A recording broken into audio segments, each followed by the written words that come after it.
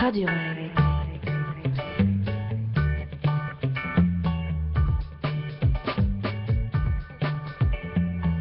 La radio étudiante.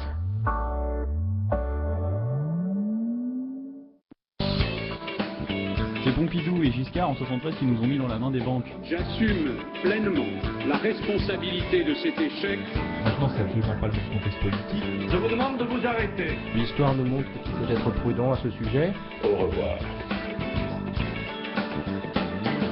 Bonjour à tous et bonjour à toutes, bienvenue sur Politiquement Incorrect pour l'émission...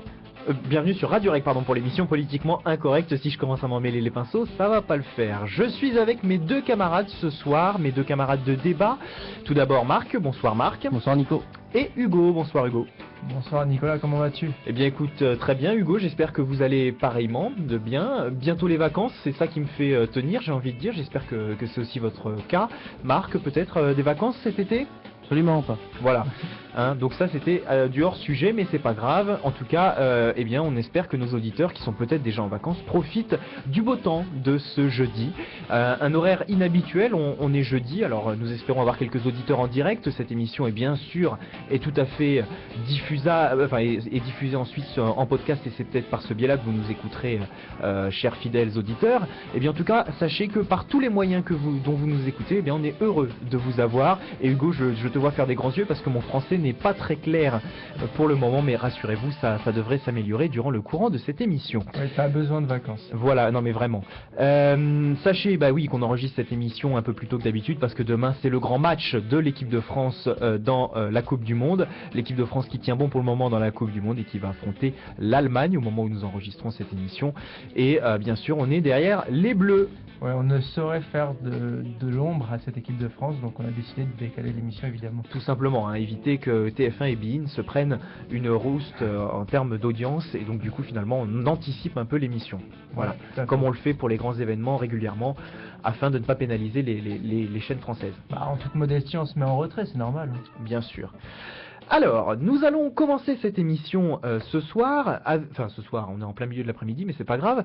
On va commencer cette émission avec on va faire cette émission avec différents sujets d'actualité, des sujets qui ont marqué un petit peu l'année. Ce n'est pas la dernière émission normalement de Politiquement Incorrect de la saison, mais en revanche, on va balayer un petit peu différents sujets, faire un petit peu le point en cette fin de saison tout de même, avec différents sujets internationaux notamment. Je pense notamment à l'Afrique, à l'Europe, au Moyen-Orient, Marc, mais également à Israël, des sujets un petit peu récurrents dans cette émission. Nous en ferons le point, et puis peut-être nous préconiserez-vous des petits modules pour faire attention durant tout l'été à l'actualité et vérifier qu'il n'y ait pas...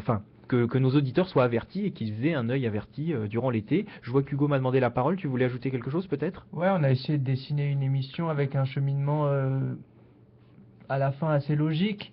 On est dans une ère de la mondialisation, donc le cheminement de l'émission sera amené par cela. On voit que tout est lié, et finalement voilà, il y a des enchaînements qui font que chaque partie du monde, sur chaque ère géographique, quand elle prend des décisions, quand il y a des choses qui se passent là-bas, ça a des répercussions tout à travers le monde. Alors tout est lié, tu le disais, effectivement, on le sait, en France, ce sera notre premier sujet, celui sur lequel nous allons discuter tout de suite, celui autre sujet d'actualité, les collectivités territoriales. On en a parlé à 2 ou 3 moments durant l'année, ces collectivités. Quand je dis tout est lié, c'est bien sûr parce que bouger les collectivités a un lien forcément avec l'Europe également. On essaie de les dimensionner de telle sorte d'avoir des régions qui correspondent aux régions européennes, de pouvoir ainsi discuter avec les partenaires européens plus facilement, que les régions soit voyante, c'est l'un des objectifs, soit visible, pardon, c'est l'un des objectifs de cette réforme, des réformes en cours sur la modification des régions. Une autre réforme, c'est celle qui est passée durant l'année et qui est passée au Parlement, c'est la loi MAPAM sur, alors voilà, toujours le piège de cette loi un petit peu compliquée au niveau de son acronyme, la loi MAPAM, donc de modernisation de l'action publique territoriale et d'affirmation des métropoles. En réalité, donc elle s'appelle la loi MAPAM, mais on pourrait dire loi MAPTAM pour certains même. Donc voilà, pour cette loi qui fixe donc des seuils plus importants pour notamment les intercommunalités, qui donne une part importante à la métropole, notamment celle de Paris, mais voilà, qui crée les métropoles.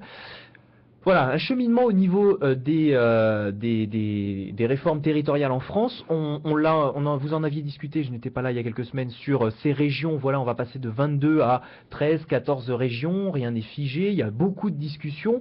Et ce qui a motivé ce premier débat, c'est tout simplement parce que le sujet arrive au Parlement, Hugo. Ouais, c'est tout à fait ça. Il est passé au Sénat, il y a eu une commission qui a discuté de la loi.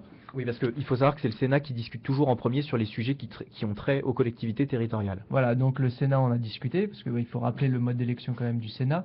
Ce sont les grands électeurs qui définissent qui seront les sénateurs. Donc les grands électeurs, on a les maires, on a certains conseillers municipaux, on a je vais y arriver, des conseillers généraux, des conseillers régionaux et toute la ribambelle de conseillers que l'on peut avoir en France. Donc voilà, il est débattu au Sénat et je crois qu'à partir de cette semaine, il arrive à l'Assemblée nationale pour que la loi proposée par le Conseil des ministres soit discutée et amendée. Et puis, il y a cette actualité, puis je voulais, en ta présence, qu'on puisse rediscuter de la loi, parce que je sais ton attachement et ton expertise sur ce sujet, donc je pensais intéressant de pouvoir rediscuter à ce sujet, sachant qu'on a un peu plus d'épaisseur aussi au niveau et un peu plus de recul. Voilà, une loi qui fixe donc, a priori, enfin qui passe forcément cette loi-là, mais en tout cas le gouvernement qui souhaite supprimer notamment les conseils généraux. Ça fait un moment qu'on en entend parler, puisque Nicolas Sarkozy avait déjà travaillé sur cette piste-là, avec notamment le rapport Balladur. La suppression du département pour effectivement en terminer avec ce que l'on appelle et ce que l'on connaît maintenant tous comme le millefeuille territorial, c'est-à-dire eh bien effectivement l'enchaînement de strates les unes au-dessus des autres en France, notamment avec différentes circonscriptions administratives, le département, alors la commune tout simplement, l'intercommunalité, le département, la région, puis enfin la nation, et on pourrait rajouter au-dessus bien sûr l'Europe, l'Union européenne, qui ont des rôles bien sûr différents, mais qui parfois se juxtaposent, se surajoutent, notamment à travers à travers la clause de compétence générale qui fait que toute collectivité peut a priori intervenir sur tous les sujets. C'est-à-dire qu'effectivement l'aide sociale qui est de coutume réservée, qui est attribuée au département, le département gère l'aide sociale et le secteur de la solidarité, mais rien n'empêche une commune d'avoir son centre communal d'action sociale et la région d'aider également dans ce secteur-là si elle le souhaite. Ce sont des compétences facultatives que tout à chacun, enfin en tout cas que toutes les collectivités peuvent prendre, comme par exemple on retrouvera dans toutes les collectivités à chaque fois un vice-président en charge des sports ou un maire adjoint en charge des sports, alors que le secteur des sports pourrait tout à fait appartenir à une seule collectivité. Et c'est ça qui est pointé, puisqu'effectivement il y a des financements, quand on crée aujourd'hui une structure, il y a des financements qui viennent de partout, alors que l'objectif du gouvernement c'est qu'ils ne viennent que d'un seul endroit, qu'on sache d'où viennent les fonds. Et ce qui serait évidemment plus simple derrière tout ça, ce serait effectivement l'attribution des impôts aux différentes structures administratives. On pense effectivement aux impôts locaux, les taxes d'habitation, etc., qui sont transférés d'année en année d'un bloc communal au département, à la région, en fonction des différentes positions politiques et idéologiques des gouvernements. Un petit peu l'enjeu brossé, je ne sais pas si tu souhaites le compléter. Oui, mais c'est bien que tu parles du pan social, parce que c'est exactement sur celui-ci que s'appuient les présidents de conseils généraux pour critiquer la réforme. Cette réforme, tu l'as indiqué, qui veut supprimer les conseils généraux. Et eux, ils disent, voilà, si on supprime les conseils généraux, on va taper fort contre ce pan social, et qui pourra prendre le relais à ce niveau-là, puisque les régions seront trop grandes et les intercommunalités trop petites. Alors, oui, pardon. Deux réponses peut-être à ce que, enfin deux pistes d'action à ce que tu viens de dire. Premièrement, effectivement, on a suppression du Conseil général. La question c'est, est-ce que l'on supprime les élus du Conseil général ou est-ce qu'on supprime totalement la structure du département? Rappelons que dans le département il y a deux choses. Il y a l'intervention de l'État, c'est ce qu'on appelle la préfecture, et les différents services qui sont adjoints, la direction des services départementaux de l'éducation nationale pour ce qu'on appelait avant les inspections académiques, qui sont des services de l'État présents au département. La la fameuse direction jeunesse et sport qui est devenue direction de la cohésion départementale de la cohésion sociale, la DDCS, et bien sûr la direction des routes, l'ancienne DDE, etc. Donc toutes ces directions, c'est l'État qui intervient dans le département. Ça, ce n'est pas remis en cause. Il y aura toujours l'État dans les départements et dans les régions, enfin tel qu'il est actuellement, avec des directions parfois régionales comme c'est le cas avec l'ARS pour la santé et départementales comme c'est le cas pour la jeunesse, les sports et la cohésion sociale. Maintenant, il y a effectivement ce qu'on appelle les conseils généraux. Alors, à partir de 2015, ils sont censés s'appeler les conseils départementaux. On en avait parlé dans cette émission quand les lois successives sont passées. Afin de clarifier, évidemment, nous aurions des conseillers départementaux et puis des conseillers généraux. Le conseil général est une instance qui, à la base, donc c'était le conseil, on le sait, les départements c'est 1789, suite à la Révolution française, je ne me trompe pas, messieurs qui avaient fait de l'histoire plus que moi. Et donc, ces conseils généraux aujourd'hui, étaient chargés d'apporter un point de vue local, mais de manière générale. Hein, ça porte bien le conseil général.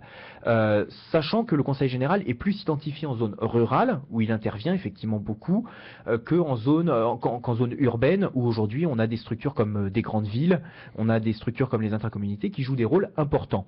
Dans des départements plus ruraux, il y a vraiment une intervention du conseil général, notamment dans tout ce qui va être sport, etc., qui est plus importante. Et on le voit notamment dans notre département, qui est la Seine-et-Marne, où effectivement on a des zones rurales et où le conseil général est plus identifié qu'en zone urbaine. C'est ça qu'il faut aussi mettre sur la table, c'est l'identification du conseil général. Pour certains aujourd'hui il apparaît complètement, on ne sait même pas à quoi ça correspond, et pour d'autres il revêt d'une importance particulière.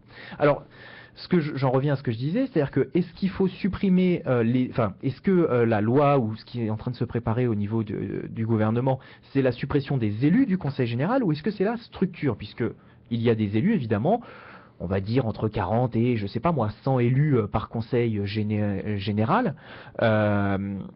qui sont élus donc dans la circonscription qu'on appelle le canton. Hein. Dans chaque canton, il y a un conseiller général et à partir de l'année prochaine, il y aura 2 conseillers départementaux, un homme et une femme. C'est la loi qui l'a fixé ainsi. Et donc du coup, la question qui se pose, c'est est-ce qu'on supprime que ces élus ou est-ce qu'on supprime également cette structure, des centaines de personnels qui travaillent dedans. On imagine bien que le jour où le conseil général est supprimé, on ne va pas supprimer les routes départementales. Hein. Donc ça veut juste dire qu'on va supprimer les élus en tout cas. Maintenant on ne sait pas si il va y avoir une suppression des différents, les directions, si elles vont rester départementales ou si elles vont devenir régionales. Tu soulevais un point, Hugo, qui est que faisons-nous, est-ce que l'intercommunalité est assez dimensionnée? Il y a une autre chose qu'il faut voir, c'est qu'actuellement, les intercommunalités vont devenir plus importantes. La loi qui a été votée, la loi MAPAM, dont on parlait en début d'émission, 27 janvier 2014, est une loi donc, qui a été promulguée et qui prévoit que les intercommunalités, et notamment les communautés d'agglomération, qui aujourd'hui, une communauté d'agglomération, je me souviens plus exactement, mais il doit y avoir une ville relativement importante, et puis un certain nombre de villes qui sont dedans, et ça doit faire un certain poids démographique. Admettons 50 000 personnes, ça doit être quelque chose dans ce genre-là, ça doit pas être beaucoup moins. Minimum, et puis il doit y avoir une ville relativement importante. Oui, si tu peux retrouver la définition pour qu'on soit précis auprès de nos auditeurs. La communauté d'agglomération, à partir de cette loi MAPAM, devra faire plus de 200 000 habitants. Ça veut dire que toutes les communautés d'agglomération plus petites actuellement devront fusionner avec des communautés d'agglomération ou des communautés de communes afin d'être plus importantes. C'est ce qui a donné sur le secteur où on se trouve le Val-Maubuée, c'est ce qui donne beaucoup de travaux en ce moment au niveau de l'État et au niveau local pour se dire mais qu'est-ce qu'on va faire, est-ce qu'on va avoir, avec qui on va se regrouper. Alors évidemment je vous épargne tout le côté politique de la chose, à savoir est-ce qu'on va avec des gens de gauche ou des gens de droite, etc. et comment sont prévues les choses. C'est ce qui a donné aussi dans les médias, on en a entendu parler, l'idée peut-être un petit peu folle qu'on pouvait rejoindre Roissy-en-Brie et Roissy en France. Hein, c'est quelque chose qui est sorti. C'est je ne sais plus quel ministère qui souhaitait ça, faire une grande communauté d'agglomération de Roissy-en-Brie à Roissy en France, donc qui prendrait une grosse partie de la Seine-et-Marne Nord. Avec des territoires vraiment différents parce que à l'est on a beaucoup de villes qui ont plus de 20 000 habitants. Champs-sur-Marne ici, mais aussi Chelles, qui est la plus grande ville de Seine-et-Marne en termes démographiques, Torcy, etc., qui sont des villes qui sont autour de 20 000 habitants. Et puis, jusqu'à des secteurs comme Roissy en France, où autour de Roissy, c'est juste les champs, quoi. Donc, où il y a très peu d'habitants. Donc ça, ce sont les discussions. Et évidemment, en plus, cette communauté d'agglomération dont on parle là, aurait été à la frange donc sur la périphérie de la métropole de Paris, qui sera Paris et ses 3 départements voisins. Donc, c'est-à-dire que vraiment là, on est en train de remettre en cause tout le paysage intercommunal de l'Île-de-France, et c'est pour ça qu'il n'est pas illogique de s'interroger sur l'intérêt d'avoir un conseil général, en tout cas dans la région Île-de-France, qui est une région aujourd'hui particulière. Avec évidemment des évolutions démographiques importantes, et où on peut se dire quel est l'intérêt d'avoir un conseil général, sachant qu'on a des structures intercommunales puissantes qui peuvent absorber notamment tout le secteur solidaire, qu'à l'inverse, la région peut prendre tout ce qui est économique et des choses très importantes comme les universités. Reste la question des collèges qui pourraient soit être transférés à la région, soit à l'intercommunalité, peut-être avec une préférence à la région quand même pour avoir une vision d'ensemble. Mais voilà, et ça voudrait dire évidemment, enfin j'ose espérer que le gouvernement prévoit de laisser des annexes dans les départements actuels, c'est-à-dire que le conseil régional aurait son siège au niveau de la capitale régionale, au niveau de la préfecture régionale, mais que les différents conseils généraux actuels, en tout cas, on garderait l'administration pour les différentes directions pour organiser sur le territoire tout simplement la gestion des personnels qui sont dans les collèges et qui dépendent des conseils généraux, la restauration des collèges, mais également leur construction, etc., etc. Donc, la réforme telle qu'elle est proposée, puisque c'est ta question Hugo, tout ce qui est proposé aujourd'hui, mais voilà, qui demande à évoluer, n'est pas idiot. C'est-à-dire s'interroger sur que faire avec le maillon départemental n'est pas aberrant, sachant qu'il faudra adapter, je pense, la réponse en fonction des régions, en fonction des départements. C'est-à-dire qu'effectivement, il faut accentuer l'idée d'avoir des métropoles là où on a des villes comme Lyon, Marseille, Lille, Paris, qui sont des villes importantes, qui ont du poids, qui peuvent gérer tout le secteur, notamment la solidarité, qui est un secteur qui coûte très cher. Et puis, à l'inverse, dans les zones rurales, conserver une intervention, ne pas forcément s'amuser à regrouper les communes. Je pense là à l'échelon intercommunal, qui, à mon sens, n'est pas pertinent quand il s'étale énormément. Une communauté de communes avec une trentaine de communes, je vois pas trop l'intérêt quand elles sont éloignées. Autant garder un échelon qui là serait le département qui depuis plus de 200 ans, on sait comment ça fonctionne, et en tout cas même dans l'époque actuelle, on sait comment faire fonctionner les choses. Ce sont des structures qui ont du poids, qui ont des élus, un système qui après tout fonctionne, et on voit pas trop pourquoi le remettre en question. Donc voilà, dans des zones rurales, conserver cet échelon du département et ne pas s'embêter à créer des communautés de communes qui fonctionnent plus ou moins bien, parce qu'il faut qu'il y ait une commune qui ressorte, notamment pour nommer le président, etc., et que c'est souvent un peu compliqué. Et à l'inverse, dans des zones urbaines, là effectivement on peut transférer à un échelon intercommunal, avec souvent, alors là aussi c'est là que ça me gêne un petit peu, parce qu'il y a souvent une commune centre. C'est moins le cas, par exemple, sur le Val-Maubuée, où toutes les communes ont un petit peu son petit truc. Mais voilà, on sent des enjeux de pouvoir. Donc voilà, il y a beaucoup de choses à voir et à réfléchir, mais l'idée du gouvernement n'est pas totalement folle. Là où je voudrais, à moins que tu veuilles intervenir Hugo, là où je voudrais ajouter quelque chose, c'est bien sûr sur le débat autour des régions. Moi aussi, j'ai trouvé ça aberrant, comme beaucoup, que la Bretagne et les Pays de la Loire forment une seule région dans les projets du gouvernement, alors que certaines régions sont regroupées par trois. Par trois même, 2 ou 3. Et moi, bon, pour connaître un petit peu ces coins-là, juste Limousin, Centre et Poitou-Charentes fusionnés, c'est une aberration quand on voit ce que ça va donner en termes de superficie. Aujourd'hui, le problème, c'est que on le voit dans les différentes réformes qui se succèdent, que ce soit la réforme qui a apporté le vote fléché sur les intercommunalités, ou en même temps que de flécher le vote, c'est-à-dire de faire en sorte que tout le monde, soi-disant, vote pour les conseillers communautaires, ce qui est une aberration, enfin ce qui n'est pas vrai dans les faits, mais bon. La loi qui a porté ce sujet-là portait également le fait de diminuer le nombre de conseillers communautaires et donc de réduire le nombre de conseillers, et donc on ne prend en compte pour déduire le nombre de conseillers que la démographie et non pas la superficie, des choses comme ça. Donc ça veut dire que on prend en compte le nombre de conseillers par rapport au nombre d'habitants. Bon, c'est totalement subjectif. Je dis pas que c'est pas une bonne chose, mais c'est subjectif de décider que ce soit ce critère-là. La loi MAPAM, pareil. On dit une communauté d'agglomération, c'est un ensemble de 200 000 habitants minimum. C'est juste aberrant quand on voit que des intercommunautés de 80 000 habitants, 90 000 habitants fonctionnent très bien, qu'elles vivent bien ensemble et tout, et qu'on vient mettre son grain de sel là-dedans. Je vois pas pourquoi, mais bon, c'est un point de vue personnel. Et donc là, de même, effectivement, on s'est basé sur on s'est basé pour ces régions pour vouloir une démographie similaire à peu près. C'est-à-dire que les régions fassent à peu près le même poids démographique. Ça me semble un petit peu aberrant là encore, quand on va mettre la plus grande région française en termes de superficie, enfin l'une des plus grandes, qui est la région centre, avec le Limousin et les Poitou-Charentes, pour que j'ai entendu dans les médias notamment le mot baron, pour que les barons locaux conservent leur région, notamment la Bretagne et le Pays de la Loire, c'est vrai que c'est aberrant.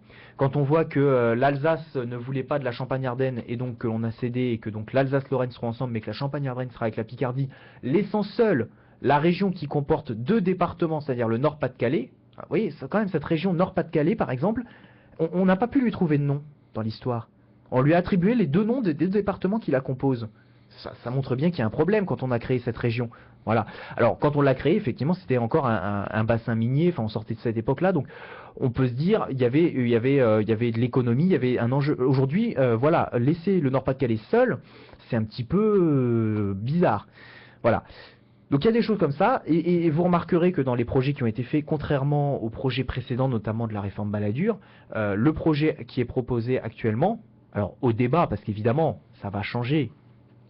Chacun peut s'exprimer actuellement et on imagine qu'il va y avoir des ajustements. Le projet en tout cas initial proposé il y a quelques semaines par le gouvernement est un projet qui ne redécoupe pas les régions.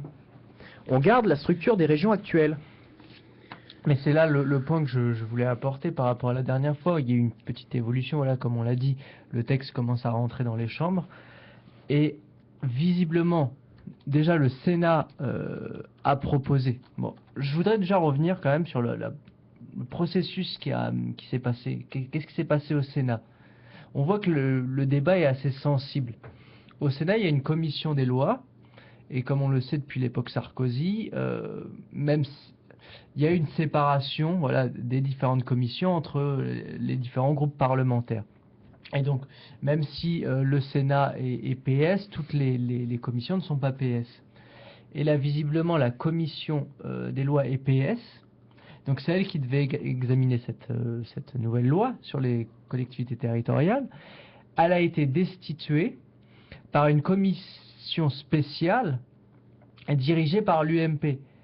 Et cette commission spéciale, elle aurait vu le jour par une espèce d'alliance quelque peu surnaturelle entre l'UMP, les communistes et les radicaux de gauche, qui se sont donc les 2 derniers désolidarisés du PS, voilà, pour essayer de mettre à mal un peu cette réforme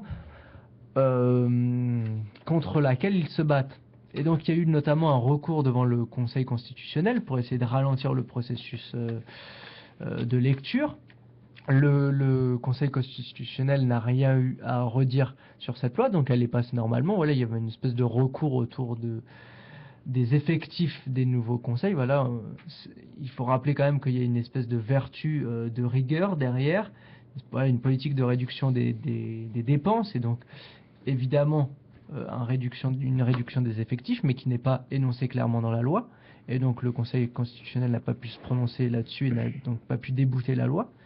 Quoi qu'il en soit, voilà, il y a une espèce d'alliance assez bizarre qui fait que la commission spéciale a essayé de proposer une nouvelle carte des régions, avec moins de régions, et ça a été refusé. Bon, j'ai vu la carte, elle était un peu bizarre, parce que la région que tu dénonçais tout à l'heure, l'espèce de mastodonte au milieu de la France, le mastodonte du vide, ils voulaient l'agrandir encore en y ajoutant l'Aquitaine. J'ai pas compris. Bref. Une région qui faisait un quart de la France. Voilà, une région, la région est déjà immense. Ils y ajoutaient l'Aquitaine qui restait intacte auparavant et qui restera donc intacte jusqu'à présent. Mais quoi qu'il en soit, à l'Assemblée, je suis peut-être naïvement optimiste quant aux possibilités d'amendement qui seront possibles sur cette loi. Dans la mesure où Bruno Le Roux, qui est président du groupe parlementaire PS, dit qu'il serait possible de mettre en place le droit d'option qui avait été mis en avant avant que la loi soit annoncée par le gouvernement. Le droit d'option, c'est quoi? C'est la possibilité pour les départements de se détacher de leur région d'origine pour appartenir à une nouvelle région. Ce qui est une idée que je défendais lors du débat qu'on avait eu dans ce studio il y a 4-5 semaines, parce que je trouve ça assez barbare, assez bouché de la part du gouvernement de faire le découpage tel qu'ils l'ont fait, c'est-à-dire de regrouper des régions brutes et ne pas redécouper de manière plus délicate, plus fine, plus intelligente la carte de la France. Et c'est ce que tu dénonçais aussi. Donc voilà, il y a une possibilité d'amendement de la part des différents groupes parlementaires et qui pourrait voir notamment se renouveler l'alliance entre le Parti communiste, les radicaux de gauche qui se désolidarisent de plus en plus du gouvernement, avec l'UMP, qui n'est de toute façon pas solidaire avec le PS. gouvernement. Et le PS. Voilà, avec le gouvernement. Et puis en plus, on a, il faut le rappeler, le contexte actuel du Parlement, c'est quoi? C'est une partie de frondeurs dans la majorité présidentielle. Le groupe socialiste, voilà, il y a de plus en plus de frondeurs. Il y a avec une partie, voilà, de la gauche, menée par Lieberman. Enfin, de la gauche du Parti socialiste, une partie des écologistes, tout ça, voilà. Ils peuvent peut-être amener une alliance qui pourrait, en fin de compte, être positif en allant contre le gouvernement. Ce qui serait, je pense, une bonne chose. Cependant, ce que nous dit Bruno Le Roux, c'est qu'il faut d'abord que le vote actuel soit voté dans sa forme présente, en première lecture, et ensuite être modifié, être amendé. Donc voilà, il y a des possibilités, mais il n'y a aucune certitude qu'on a un redécoupage plus intelligent, moins précipité peut-être, et voilà, comme tu l'as dit, Nicolas, qui éviterait notamment cette question du Pays de la Loire, ou du moins, voilà, qui pourrait faire... Ou le Nord-Pas-de-Calais. Voilà, qui pourrait faire de la Loire-Atlantique un département de la Bretagne. Et voilà, peut-être redécouper, avoir peut-être aussi moins de régions. On parlait au début de 12 régions. Le gouvernement a fixé un maximum de 14. Ça serait possible si on agrandissait le Nord-Pas-de-Calais, qui ne serait plus Nord-Pas-de-Calais, mais qui serait quelque chose de peut-être aussi plus cohérent, de plus grand. Voilà, c'est des questions, voilà, après c'est à la liberté et au jugement des parlementaires, et ce n'est pas notre droit d'intervenir là-dessus. Alors par contre, ce qui est effectivement original, c'est d'avoir à la fois un débat sur l'agrandissement des régions et la suppression du département, ce qui là pose aussi des problèmes, c'est-à-dire on garderait les régions et on supprimerait les départements, on peut se dire ce sont des régions à taille humaine, là ce seront des grandes régions, donc petite problématique sur ce côté-là. C'est exactement... Que l'on peut relier aussi au débat sur les intercommunalités. Oui. C'est exactement la question que je me posais avant de faire cette émission. Je me suis dit, la fois dernière, je m'étais dit oui, c'était une très bonne chose de faire cette réforme, mais après il y a des ajustements à faire. Là, avec un peu de recul, en préparant l'émission, je me suis dit voilà, on va, comme tu dis, dans tous les sens. D'un côté, on agrandit les régions, du coup, elles perdent leur côté un peu taille humaine, quoique moins taille humaine que les conseils généraux, pardon. Et de l'autre côté, on supprime les conseils généraux. Donc oui, ça pourrait être assez bizarre. Ça pourrait créer une déconnexion entre le citoyen et le conseil régional, pour le coup. Voilà, qui pourrait être assez fatal, justement. Et voilà, à savoir, est-ce que, du coup, qu'est-ce qu'on va faire des départements? Est-ce qu'il y aura des plans d'action par département dans les régions? Est-ce qu'on va redéfinir des secteurs dans les régions? Voilà, c'est des choses comme ça. En rappelant que les différentes listes régionales sont fléchées, enfin on voit des départements sur les listes des élections régionales, peut-être aurons-nous l'occasion de le voir l'an prochain. C'est-à-dire que les différentes personnes qui se présentent sur les listes sont disposées par département, elles représentent un département. Voilà, mais qu'est-ce qu'on va faire? Est-ce qu'on va garder justement la carte des départements actuels? Finalement, la question qu'on pourrait se poser, c'est est-ce que le gouvernement ne retricote pas ce qu'il a détricoté, puisque on rappelle que Nicolas Sarkozy avait créé une réforme mettant en place le conseiller territorial, qui était un conseiller à la fois du département et de la région, qui siégeait aux deux, et qui permettait de faire la passerelle tout en redéployant les compétences entre le département et la région. Voilà. Bah après, je continue à penser que ce n'est pas une si mauvaise chose d'enlever une strate, mais voilà, à confirmer et à voir en pratique. Ça reste à... Juste avant de terminer sur ce sujet, quelques enjeux bien sûr. On a étudié nous dans notre cursus le cas des TER, des trains express régionaux. On en a aussi parlé des TER cette année avec cette histoire de rails trop petites, enfin pour les trains qu'ils ont prévu de mettre en place. Rappelons également effectivement qu'il y a plusieurs enjeux comme ça. Forcément, réunir des régions, ça veut dire réunir des méthodes de travail, ça veut dire réunir des réseaux. On pense donc effectivement au réseau des TER. On l'a dit tout à l'heure, l'histoire des départements, ben voilà, qui s'occupera des routes départementales et comment, puisque voilà, le Conseil général est aujourd'hui une direction importante et une direction sous non pas de rien du tout, puisque le Conseil, les routes départementales, si, sont gérées par le Conseil général. Je dis des bêtises. Donc voilà, effectivement, la direction départementale de l'équipement, non, pas la direction départementale, mais le Conseil général agit sur les routes, la DDE également, mais c'est pas la même direction. Donc voilà, rappelons effectivement que les différents partis se sont positionnés sur ces histoires de régions, notamment le Front National qui lui promeut finalement la fin des régions administratives. On le sait, le Front National n'est pas vraiment un grand défenseur des grandes régions qui seraient à la taille des régions européennes, puisque de toute façon le Front National n'est pas forcément pour l'Union européenne. Mais donc il n'y a pas de raison. Du coup, il serait pourquoi une centralisation, une recentralisation du pays? Le Front National fonde l'organisation territoriale sur les communes, les départements et l'État. Oui, le Front National est aussi un front local quelque part, forcément. On imagine bien que le Front National défend les communes et défend son pouvoir sur les communes, à l'image de ce qu'il défend au niveau national, bien sûr. Et puis voilà, donc l'UMP avait proposé le rattachement de l'Alsace et la Lorraine, mais a priori pas grand-chose d'autre, si ce n'est, je viens de le dire, la remise en place du conseiller territorial qu'ils avaient prôné lorsque Nicolas Sarkozy était président de la République. Et puis voilà, les différents partis ont proposé d'autres rattachements, d'autres collectivités. Et puis effectivement, souvent les Pays de la Loire qui sont exposés sur plusieurs départements ou ce genre de choses. Oui, puis de toute façon, ça sera, comme je l'ai déjà dit, exposé à l'Assemblée nationale. Et puis pour la question des conseils généraux, comme tu l'as dit, il y a une élection encore à venir.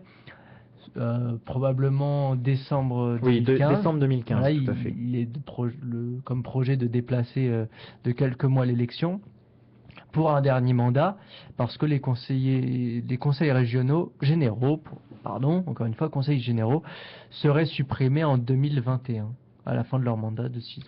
Effectivement. Et puis rappelons quand même un dernier chiffre, si je le retrouve, c'est il y a, selon un sondage IFOP au mois de juin, au moment de l'annonce de François Hollande, il y avait quand même 54% des Français qui étaient défavorables à la réforme. Et j'ai vu une petite carte par nouvelle région, par région réformée. Et c'était assez marrant de voir que seuls les Normands étaient satisfaits de la réforme et étaient favorables à être réunis, et tous les autres, et massivement dans le mastodonte centre Limousin, Poitou-Charentes, il y avait une opposition à 70%, je crois, à la loi. Oui, effectivement, et un attachement à la région plus important dans des régions comme la Bretagne, le Nord-Pas-de-Calais par exemple, qui ont un attachement plus important. Par contre, ce qu'on pourrait dire, c'est que le Pays de la Loire, sur les sondages, notamment Ouest-France, les gens semblent moins attachés à leur région finalement en Pays de la Loire, ce qui est assez bizarre quand on sait qu'ils veulent conserver cette région-là. Voilà. On en termine sur ce sujet. Je pense que Marc ne souhaitait pas réagir, mais Marc va avoir davantage la parole dans la deuxième partie de cette émission, où nous allons revenir, bien sûr, faire un petit tour du monde de l'actualité de cette année, en quelque sorte. Voilà, faire une espèce. On va dresser un peu en quelque sorte, pas le bilan, mais essayer d'évoquer les points les plus chauds, les plus intéressants. Et puis voilà, peut-être. Susciter l'envie d'auditeurs de venir nous rejoindre dans cette émission, dans cette formidable famille. Ouais, oui. Tout à fait, puis aussi de réfléchir tout cet été sur ces enjeux qui effectivement fini de faire l'actualité. Marc vous donne des devoirs de vacances ce soir, n'est-ce pas Marc? Non, ce dont on a réfléchi tous les trois avant, et surtout avec Hugo, c'était plutôt de focaliser l'attention des auditeurs, de ceux qui nous écoutent, sur les gros enjeux à suivre, pas forcément cette année, mais dans les années qui vont suivre, que ce soit au Moyen-Orient, que ce soit en Afrique, je vous allez encore vous bassiner avec l'Afrique, mais que ce soit aussi aux États, en Europe ou ailleurs, les grandes geysers aujourd'hui qui posent question, le Moyen-Orient, l'Afrique, les États-Unis, enfin l'Amérique, on va dire l'Amérique, très largement. Et puis j'en oublie un. Et puis bien sûr, on n'évoque pas l'Asie parce qu'on est assez pourri là-dessus. On pourrait, j'ai quelques bases là-dessus. Non, mais on va attendre l'an prochain, je On pense. considère que le Moyen-Orient, c'est l'Asie. C'est une réalité. Non, c'est vrai que dans cette émission, il faut... Voilà, s'il y avait des spécialistes de l'Asie, ça nous ferait du bien. Parce qu'on a des spécialistes, on a des spécialistes sur autre chose, sur d'autres points. On a des spécialistes très généraux comme Maxime qui balance un peu partout et qui on a des spécialistes un peu plus locaux. Je dirais Nicolas sur la France, Hugo qui est un petit peu aussi, on va dire, qui utilise un peu tout, mais surtout, on va dire, j'espère ne pas trahir des trucs, mais surtout l'Europe, les États-Unis, la France. Je ne sais pas s'il y a d'autres airs, je sais pas trop. Et aujourd'hui, Hugo qui va, évidemment, je ne sais pas si je m'en avais, je peux qu'après sur un sujet très important, je ne dévoile pas encore le sujet parce que je pense qu'il nous en parlera l'année prochaine.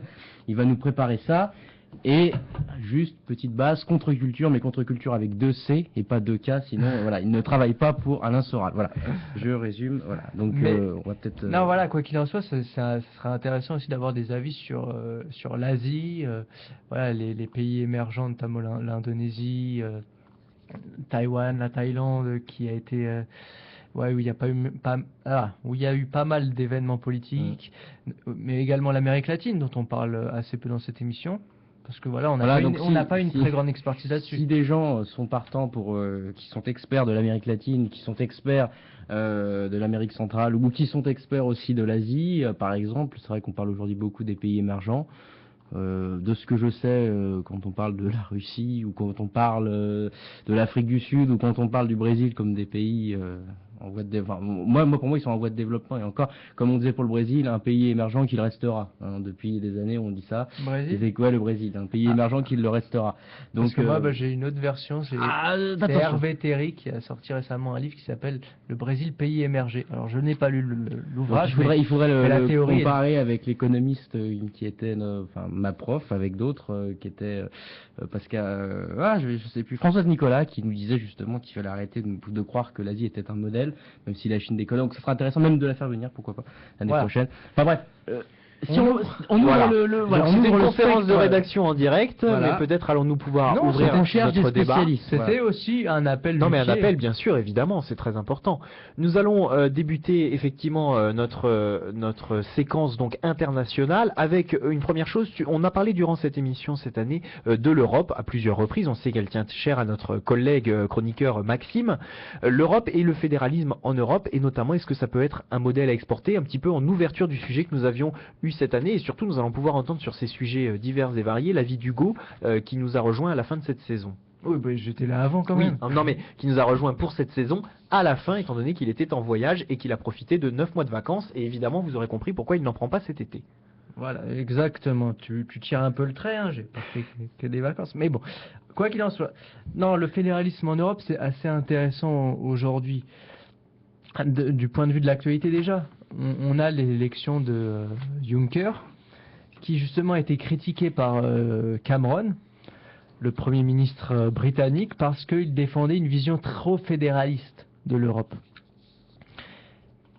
Une vision fédéraliste vers lequel tend une partie de l'Europe. Et justement, voilà, ça crée des divisions au sein même des pays membres de l'Union européenne. C'est un débat idéologique. Ça peut être un tournant. Marc l'a déjà évoqué, et certains de mes collègues également. Il y avait eu une émission dédiée.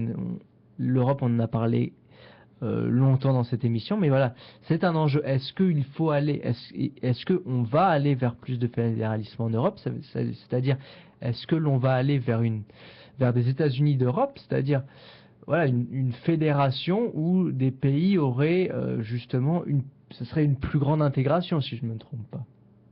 Oui, intégration. Oui, le terme intégration est bien choisi. Voilà, donc voilà, on irait vers plus d'Europe, ce qui n'est pas le souhait de tous les pays, notamment la Grande-Bretagne, qui, il faut le rappeler, aura un référendum en 2015. C'est bien ça, voilà, en 2015 sur la sortie ou non de l'Union européenne. Donc voilà, on a des divisions différentes au sein de l'Union, notamment celle des Britanniques qui pèsent toujours au sein de l'Europe, qui sont une puissance importante de l'Union et que beaucoup ne veulent pas voir partir. Et puis le gros débat sera autour de parler de fédéralisme, c'est bien, mais de quel fédéralisme? Si c'est un fédéralisme, c'est-à-dire le terme fédéralisme, c'est pas considéré comme un absolu. Enfin, je veux dire, dans le sens où il y a des fédéralismes. Si vraiment on fait une solution fédérale en Europe, ça veut dire que la France ne sera plus en tant que tel un pays, mais sera un État fédéral. Donc voilà, c'est en ça qu'on parle d'intégration. Ça veut dire délestement et de certaines prérogatives de justice, notamment de décisions nationales, parce que si l'Europe, là, ça sera un territoire national, c'est bien évidemment impossible à faire. Je vous pose une question toute simple. Est-ce que c'est possible ça? Étant donné, quand on voit les résultats des dernières élections européennes, quand on voit un petit peu ce qui se passe en France, est-ce que vous pensez que les Français laisseraient faire un fédéralisme européen tel au niveau maximum, c'est-à-dire vraiment perdre la nation française enfin voilà, avoir un État fédéral finalement? Aujourd'hui, quand on regarde les résultats des dernières élections, à savoir la victoire, voilà, le premier parti, c'était le Front National, qui est, on ne le cachera à personne, un parti qui est contre l'Union européenne. Je pense qu'on peut assez bien douter d'une possibilité d'un fédéralisme en Europe. Mais encore faut-il savoir dans quelle mesure et de quelle manière plutôt il sera mis en place. Est-ce qu'on aura un référendum? Est-ce que voilà, on aura un débat national là-dessus, proposé à l'Assemblée nationale française? Ou est-ce que ce sera une décision de la Commission européenne? Est-ce que ce sera une décision du Parlement européen? C'est voilà. Aujourd'hui, on en parle beaucoup, mais qui sera en mesure de le mettre en place? Je doute, pour répondre directement à ta question, Nicolas. J'ai ta réponse. Vas-y, mais je te laisse finir. Ouais, je doute que l'on soit aujourd'hui, que les Français laissent à l'Europe la possibilité, du moins laissent à la France la possibilité d'entrer, de devenir un État fédéré plutôt qu'un État-nation. Et puis bon, ce qu'il faut, pour continuer ce que fera Hugo, on l'a déjà dit suffisamment, et justement ça sert bien cette émission pour regrouper un peu tout ce qu'on a dit. Le seul pouvoir qu'a l'Europe aujourd'hui, c'est le Conseil européen, enfin le Conseil de l'Europe, qui regroupe tous les 28 États membres. C'est vraiment lui, c'est le pouvoir, c'est lui qui tranche en dernière instance. C'est bien beau d'avoir un Parlement qui ne sert à rien, si ce n'est que de voter le budget après la décision de la Commission européenne en amont. Donc bref, mais c'est évidemment le gros problème, c'est que c'est ce qui clive aujourd'hui la société, c'est-à-dire d'un côté ceux qui nous disent qu'il faut plus d'Europe, donc tendent vers le fédéralisme ou vers l'incrémentalisme, c'est-à-dire rajouter des petites quelques détails, quelques mesures pour améliorer l'Europe, pour avoir plus de cohérence territoriale, juridique et économique aussi. Donc ça, c'est d'un côté ceux qui sont pour et ceux qui sont contre, à savoir pourquoi aujourd'hui est-ce que le fédéralisme est une solution? Est-ce que je veux dire, quand le fédéralisme a été créé, c'était la Révolution américaine, c'était le combat entre les antifédéralistes et les Federalist Papers, c'était le début des États-Unis d'Amérique, c'était voilà, quelque chose d'après la colonisation qui se formait contre un pouvoir central qui était du côté britannique en partie. Voilà, c'est ça aussi, c'était une nation qui était regroupée contre un ennemi commun, qui était l'ennemi colonisateur, qui essayait d'imposer des impôts, donc le timbre fiscal, ce qu'on appelait le Stamp Act, et qui leur demandait justement de payer donc une espèce de taxe, donc un impôt qui n'était pas concevable, et ces gens-là disaient pas de taxation sans représentation, et si je vais bien le prononcer en anglais, no taxation, je sais pas le dire, without, non, oui c'est ça, no taxation without representation. Ça va Hugo? Parce que j'ai un peu de mal. Les mots sont là, peut-être que l'ordre n'est pas le bon. Donc voilà, c'était aussi ça, il y avait aussi une idée de cohérence. Aujourd'hui on a des nations qui ont leur propre histoire, les États-Unis d'Amérique. Avant l'arrivée des colons, c'est difficile d'avoir des sources précoloniales, si ce n'est les Indiens, hein, donc je ne sais pas s'il en reste beaucoup aujourd'hui. J'ai dû dire une bêtise, la caméra vient de tomber. Donc voilà, aujourd'hui ce sont des nations, toute l'Europe aujourd'hui est un pays sont des pays avec une histoire, avec une certaine idée de leur pays. Évidemment, le fédéralisme n'est pas la solution, ça ne peut pas fonctionner, ça ne fonctionnera jamais. Et je me demande quel individu est aujourd'hui assez bête pour y croire. Je suis un peu méchant certes, mais il faut arrêter de voir. Non, mais est-ce que le problème de l'Europe, c'est pas de vouloir en faire trop? Est-ce Alors- que de se limiter à certaines politiques de coopération n'aurait pas été un idéal atteignable, C'est à la ça qui- différence, hein? c'est ça qui clive justement, Voilà. c'est d'avoir entre les deux, d'être. Voilà, en fait, que chacun veuille apporter sa mais compétence. déjà, voilà, il faudrait réussir à faire ce qu'on a essayé de faire jusqu'alors, et ensuite passer peut-être à la vitesse supérieure. C'est-à-dire, voilà, là, on essaie d'aller toujours plus vite en n'atteignant pas les objectifs. C'est-à-dire, voilà, hop, on a fait 50% du boulot, hop, on passe à un objectif suivant, et on monte comme ça. Mais il faut déjà finir, essayer d'avoir, voilà, une représentation démocratique. Marion. Merci. Marc, on n'est pas si loin, mais le sexe c'est différent tout de même. Marc, parler de représentation, c'est ça la question clé. C'est déjà que le peuple soit représenté Et puis et voilà. que le vote ait une influence et que le peuple ait en quelque sorte le pouvoir. Aujourd'hui, c'est très flou l'Europe, on ne sait pas qui décide, on vote, mais on pense voter pour des gens qui ont le pouvoir qui visiblement n'en ont pas, et d'autres qui ne sont pas élus ont plus de pouvoir sans représentation, sans représenter personne finalement. Et de l'autre côté, Marc parlait justement des États-Unis d'Amérique, c'est avec ce pays qu'on fait la comparaison. Les États-Unis d'Amérique, c'est un pays, c'est une seule langue. C'est l'anglais. C'est la question que j'allais vous poser. Aujourd'hui, on a un On a nombre. 24 langues à peu près Voilà, au Parlement européen. Enfin, heureusement que le gaélique n'est pas une langue officielle comme le turc pour Chypre. Mais Voilà, on a des langues, voilà. Mais on en a 24, je crois. On a 24. aujourd'hui, on a 24, je pense, avec la Croatie qui vient de rentrer, je crois. Voilà. Officielle. voilà. Officieuse, peut-être plus.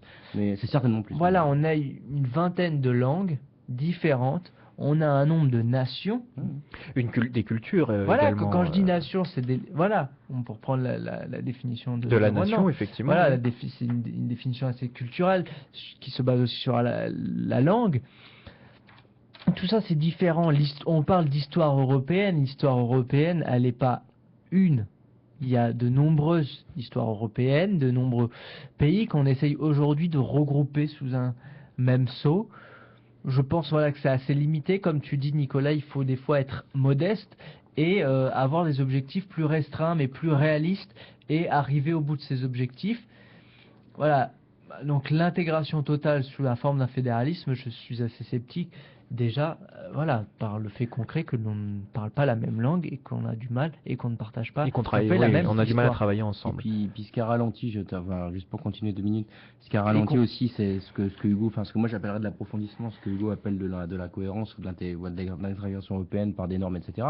C'est qu'on a sans cesse été balancé avec les élargissements successifs qui se sont déroulés. Oui. Ça, c'est un problème. Je veux dire, on peut pas approfondir et on peut pas avoir aujourd'hui des conseils européens ou des commissions qui sont faites au départ qui étaient faits pour 6 pays, qui aujourd'hui on arrive et on est 28 pays. C'est aussi ça le problème. C'est exactement la même chose que pour le débat sur les intercommunalités où on passe de 6 interlocuteurs à 24 ou 25. Voilà, Ouais, donc on est... là, mais ce que je veux dire, c'est que je terminerai Vas-y. juste un point. Donc ça, c'est pour la première chose. Donc peut-être que maintenant, après l'intégration de la Croatie, on va aller peut-être vers plus d'approfondissement, donc juridique, économique ou autre. Et aujourd'hui, la grande question qui se pose, si aujourd'hui on pense le fédéralisme au nom de quoi? C'est dire qu'à l'époque, quand les fédéralistes, enfin ceux qui ont défendu le fédéralisme à la fin du XVIIIe siècle, ont pensé cette idée fédérale, il y avait l'idée qu'il n'y ait pas de factions. Donc c'est des factions, c'est des groupes qui ont des intérêts et qui veulent avant tout penser à eux-mêmes avant de penser à la nation. C'est un peu ce qu'on avait dit déjà sur les députés et les maires. Est-ce qu'un maire peut être député s'il agit en fonction de sa commune il défend sa commune avant de défendre le peuple. Enfin, entre guillemets, c'est à peu près ça pour être rapide. Si aujourd'hui on arrive avec des nations qui sont majoritairement ou on va dire un tiers qui est anti-européen, il va y avoir forcément des factions et c'est le grand risque. Si on a des pays qui sont factionnaires, entre guillemets, excusez-moi le néologisme, où est l'idée d'un fédéralisme? Si chacun veut avoir campé sur ses positions, le fédéralisme ne servira à rien et c'est ce qui se passera. Donc la notion de représentation, c'est très important. Et le problème du fédéralisme, voilà, c'est avant tout les factions qui peuvent être nationales pour le coup. Alors on a toujours des minorités qui pouvaient être pour l'Europe et qui seraient pour plus d'intégration, mais il y aura toujours ces factions-là qui seront avant tout pour leur pays, parce qu'on aura toujours l'idée du pays, de la nation, et qui on ne pensera pas. Et puis en plus, qu'est-ce qu'on a à voir aussi comme cohérence? C'est ça aussi, linguistiquement, certainement, culturellement aussi, géographiquement. Enfin, je veux dire, c'est pas parce qu'on est collé qu'on se ressemble. Enfin voilà, il faut arrêter, faut déconstruire cette idée de fédéralisme, il faut abattre en fait cette universalité qui est sans cesse défendue pour prôner la singularité. Voilà, je me fais un petit peu l'avocat du diable, voilà. Mais enfin non, je pense que c'est cohérent. Bon, voilà. Mais c'est des fois, voilà. Déjà, il faut repenser l'intégration. Juste les trois dernières phases, c'était, je crois, en 2004, on a intégré 10 pays. En 2007, on a intégré 2 pays. Et en 2014, on a encore intégré un, donc la Croatie. Donc 13 pays en 14 ans, en pour 10 des ans. En 10 institutions qui ans. étaient faites pour beaucoup moins de pays. À la base, on avait 6 pays. 57, c'était 6 pays. Voilà, la CECA, c'était 6 pays. Voilà, je pense c'est le traité de Rome, surtout le début. Hein. C'est 57, c'est le traité de Rome, c'est avant tout cette date-là qu'il faut retenir. Oui, parce qu'avant, c'était le Benelux, en fait, au départ. L'idée même de ce truc-là, justement, c'était le Benelux, et après, c'est arrivé avec l'entrée de la France, de la Grande-Bretagne, et pas de la Grande-Bretagne. Non, de l'Italie et de l'Allemagne, pardon, voilà. Et là, c'est devenu vraiment ce qu'on pourrait appeler le début de l'Europe et les 6 pays fondateurs, parce qu'on parle rarement du Benelux. Mais quoi qu'il en soit, voilà, là, je pense qu'on va un peu trop vite, et on intègre des nouveaux pays, alors que je sais pas, demandons à chacun quels sont aujourd'hui les 28 pays de l'Europe. Est-ce que tout le monde est capable de les citer? De les citer, oui. Voilà, de les connaître un tant soit peu. J'en doute, moi, la Slovaquie, la Slovénie, même la Pologne qui est plus proche. Il n'y a pas de proximité, je veux dire, culturelle. Alors peut-être que ça viendra, il faut que ça vienne. Puis la Norvège qui a mis 2 fois, qui a mis des vétos, enfin qui a pas voulu rejoindre l'Europe pendant 2 fois dans des élections. Enfin, c'était compliqué aussi voilà. de penser tout ça. Des fois on essaie de forcer la main. Aujourd'hui c'est l'Ukraine qui est le cul entre 2 chaises. Voilà. On est des fois. Non, ce que je veux dire c'est que. Alors juste une dernière chose, Nicolas. Des fois, on essaye de trop forcer le trait. On dit voilà, on va te faire rentrer dans l'Union, comme ça, tu seras plus sous le joug russe. C'était pareil pour les pays de l'Est. On les a mis dans l'Union européenne aussi pour les défaire du joug de l'ex-URSS. Voilà, il y a aussi des jeux idéologiques, des jeux économiques qui tendent à limiter l'intérêt purement de cohérence sociale, économique, culturelle de l'ensemble. Alors, Marc, on perd de la cohérence. Je sais que dans les avec questions des que tu enjeux souhaitais poser, effectivement, il y a cette question. Effectivement, est-ce que l'Europe est un modèle exportable? C'est ça que tu te demandais? L'Europe fédéraliste serait un modèle est-ce que le fédéralisme est exportable, et notamment en Afrique? Je vais vous bassiner. Donc, pour aller très vite, bon, je vais pas revenir sur l'idée d'ethnie, etc. Qu'est-ce que beaucoup de choses, je vous l'ai déjà dit. On renvoie bien sûr nos auditeurs aux différentes émissions de l'année et des années précédentes. Donc, je travaille récemment sur cette idée, un petit peu de mon côté. Et donc, le fédéralisme, qu'est-ce que c'est aujourd'hui en Afrique? Aujourd'hui, et je l'avais déjà dit à Hugo il n'y a pas longtemps, c'est une sorte de grosse décentralisation. Et le problème du fédéralisme aujourd'hui, c'est que comment former, voilà, j'en reviens à ce que disaient Madison, Jay et Hamilton dans le fédéraliste, oui c'est ça, c'est bien le nom, on avait du mal la dernière fois, il disait justement, il faut par le biais de la représentation, donc élire des élus au niveau national, faire en sorte d'éliminer toutes les factions, donc les groupes d'intérêt individualistes entre guillemets ou groupaux, mais à des échelles qui pourraient nuire à l'intérêt national. Donc en gros, c'est pour aller très vite. Aujourd'hui en Afrique, comme je l'ai dit, ce sont des sociétés groupales, ethniquement plus ou moins cohérentes selon les pays. Les 3 pays aujourd'hui qui sont dans un système fédéral, donc il y a bien sûr l'Afrique du Sud pour laquelle on avait réservé une émission, il y a le Nigeria de Jonathan Goodluck, que Hugo aime bien ce nom-là d'ailleurs, je crois. Et puis il y a l'Éthiopie de Mulatu Teshome. Et dans ces 3 pays-là, qu'est-ce qui se passe? Le Nigeria. Dans les 2 pays, que ce soit Nigeria et Éthiopie, aujourd'hui on a 2 formes qui se sont. L'Afrique subsaharienne dans les pays, à part le Swaziland, ça se ressemble beaucoup. Hein. Pour les années 60, le parti unique, 90, le discours de la Baule du Mitterrand, le multiparti, c'est le pluralisme. Ce qui s'est passé, c'est que quand on a vu que l'État postcolonial s'est dit, il faut un parti unique, il faut un parti fort. On va essayer pour casser les intérêts tribaux. On voit très bien que les gouvernements ont joué sur les intérêts ethniques pour se faire élire à plusieurs reprises. On a dit, l'État est faible dans les années 70-80, on qui plus dans les 70 avec l'idée des plans avec les ajustements structurels, enfin les plans pluriels. Ce qui s'est passé, c'est que beaucoup d'Européens et même autres, que ce soit les bailleurs de fonds, etc., ils se sont dit, bon, bah, il faut quelque chose, on va faire quelque chose avant 90. Hein. On a dit, faites de la décentralisation comme la France a fait en 82, faites une grosse décentralisation, ça ira, ça amènera certains appétits tribaux à être comblés, on va dire, entre guillemets. Ce qui se passe aujourd'hui, c'est que dans des pays fédéraux, on a des États fédéraux. En Éthiopie, c'est excellent. En Éthiopie, tous les États fédéraux portent le nom de l'ethnie majoritaire. Juridiquement, c'est noté. Déjà, voilà. Le problème qui se pose, c'est qu'aujourd'hui, on a des régions fédérales, on a des États fédéraux qui n'existent que par intérêt de l'ethnie majoritaire de l'État fédéral, comme en Afrique du Sud avec les Zoulous, les Xhosa et les Zoulous, les Xhosa et les Soto, j'y arrivais. Donc on a ces trois ethnies. Là, en Éthiopie, c'est pareil.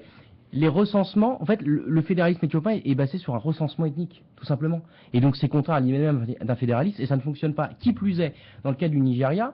Donc, ce qui s'est passé, c'est que la décentralisation a été faite et on a dit, la décentralisation, ça serait peut-être encore mieux de faire un fédéralisme, comme ça, c'est encore donner plus de pouvoir. Et ce qui s'est passé avec l'idée fédérale, c'est que, avec la décentralisation, déjà, il y avait une domination du pouvoir central sur les décentralisés, sur les régions décentralisées ou les provinces décentralisées. Et, quand il y a eu le fédéralisme, c'était l'État central qui dominait les États fédéraux. C'est-à-dire qu'il peut y avoir une espèce d'appétit, qui peut être comblé en dernière instance, mais le pouvoir central, dans le cas du Nigeria ou de l'Éthiopie, va nettement dominer non pas le gouvernement des États fédéraux, mais les communautés d'agglomération, ce que nous on appellerait les villes, quoi, si vous voulez, pour aller très vite. Ils intègrent en fait toutes les strates inférieures aux États. Donc que ce soit les villes, que ce soit les provinces, que ce soit les régions. En fait, tous les postes sont dictés par les pays, par les gouvernements centraux de l'État fédéral. Donc, vous voyez, et ce qui se passe, c'est que on a donné plus de pouvoir à ces gens-là. On a dit bon, on va faire comme ça. Ils ont donné plus de pouvoir pour appauvrir, en fait, parce que au Nigeria, par exemple, il y a beaucoup de pétrole. On a dit on va donner beaucoup de pouvoir aux régions, comme ça les ethnies qui sont pas avec nous sont contentes. Et en contrepartie, ils ont divisé. Au Nigeria, c'est hallucinant. En 32 ans, on a créé 32 États. 32 États fédéraux en plus, par des généraux. Il y a du succession de gouvernement militaire, etc. On a 32 régions, on a 32 États en plus, on s'en fout. Et donc, du coup, ce qui a divisé les parts que les régions avaient du pétrole, et bref, les États fédéraux se sont fait avoir, ils n'ont plus de pétrole, les rentes, les royalties qui devaient toucher ont été divisées. Donc, vous voyez, en fait, le fédéralisme aujourd'hui en Afrique, c'est un gros échec, un échec patenté, j'aime bien cette expression, et on voit très bien que ça ressemble plus à une grosse décentralisation qu'un fédéralisme. Et je pense que c'est même néfaste, dans la mesure où c'est contraire à l'idée même des États-Unis. C'est-à-dire qu'aujourd'hui, on a un auteur que j'aime bien, c'est très humoristique, qui est Pérouse de Monclos, qui a écrit un article en disant le fédéralisme au secours de l'Afrique. Et il nous dit, finalement, c'est pas si mal. Et j'avais envie de dire gros, pour être poli, parce qu'aujourd'hui, c'est basé sur une représentation ethnique et qui est dominée par les gouvernements centraux. Donc, arrêtons d'exporter. Les sociétés en Afrique on pourrait aller très vite, mais le temps passe. Donc, les sociétés en Afrique sont groupales, non individualistes. On a tendance à penser que l'individualisme peut s'imposer comme ça. Mais quelles sont les 4 étapes que je pourrais relever qui fait que nous avons été individualistes? Il y a eu la réforme, déjà. Il y a eu les philosophes des Lumières qui nous ont, j'ai une certaine critique de ces gens-là sur certains points, mais qui nous ont permis peut-être une émancipation plus individualiste que autre. On se souvient notamment de Voltaire qui disait écraser l'infâme à chaque fois en dessous de ses lettres, qui voulait dire écraser le clergé en fait, pour être franc. C'est pour ça qu'il va être adoré de la Troisième République à l'époque, mais bon, ça c'est un aparté. Ne nous épargne. Voilà. On a eu ces philosophes-là, on a eu aussi la Révolution française qui a permis aussi de casser les corps entre guillemets plus ou moins constitués. On a eu ensuite la Révolution industrielle qui a fait que l'individualisme a été presque quasi imposé. Les corporations ont été pétées avec la Révolution française. Donc voilà, le processus, il y a au moins 5 siècles derrière tout ça. Donc imposer des systèmes aujourd'hui qui sont individualistes comme la démocratie ou comme le fédéralisme qui doit être un petit peu qui doit être individualiste par essence, c'est faire courir l'Afrique à des catastrophes. Et on voit très bien que ce soit dans l'Afrique du Sud, dans le cas du Nigeria ou de l'Éthiopie. Et donc voilà, donc c'était pour dire que arrêtons justement de vouloir universaliser tout. Il y a une part de singularité qui est groupale en Afrique, qui ne nous permet pas d'imposer des dogmes, modernisateurs selon ceux qui l'imposent en Afrique, alors que ce sont des sociétés En Afrique, c'est simple, il y a beaucoup d'auteurs africains qui disent l'État-nation ne peut pas exister, par contre l'État multinational existe. Voilà, donc on résume très vite cette idée-là. Donc le fédéralisme est une grosse erreur. Je pense qu'on fera une émission peut-être sur le fédéralisme en Afrique l'année prochaine, enfin au début de l'émission. Ça pourrait être bien intéressant de le faire. Je potasserai un peu plus pour faire une vraie émission. En tout cas, voilà, ce sont ces grandes bases-là à étudier. Bah oui, c'est assez intéressant de voir comment des fois on essaie de calquer des systèmes sans prendre en compte la culture et la réalité du territoire sur lequel on calque le système. C'est-à-dire que là, on calque un système qui est anglo-saxon sur des pays qui ont certes, pour partie, été colonisés par les Anglais, mais qui sont intrinsèquement, traditionnellement, qui ne sont pas anglo-saxons, qui ont des cultures propres, très portées sur la tradition, avec une organisation qui n'est pas individuelle, comme l'a dit Marc, qui n'est pas portée sur la démocratie, mais qui est portée par l'ethnie notamment et par l'organisation groupale.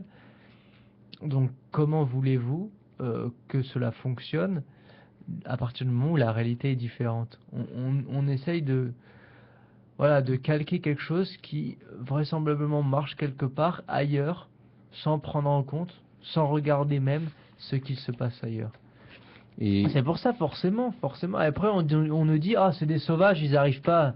Vous voyez bien, on leur donne les clés en main, ils n'y arrivent pas. Bah oui. Ah oui, mais non.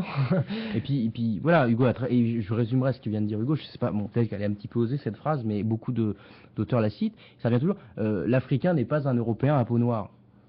Je pense que ça résume très bien la situation. Et aujourd'hui, que ça soit, là on a étudié le fédéralisme, mais bon, la démocratie on l'a déjà fait, mais que ça soit au Burkina, en fait, si vous voulez, il y a une forme de systématisme politique et sociétal.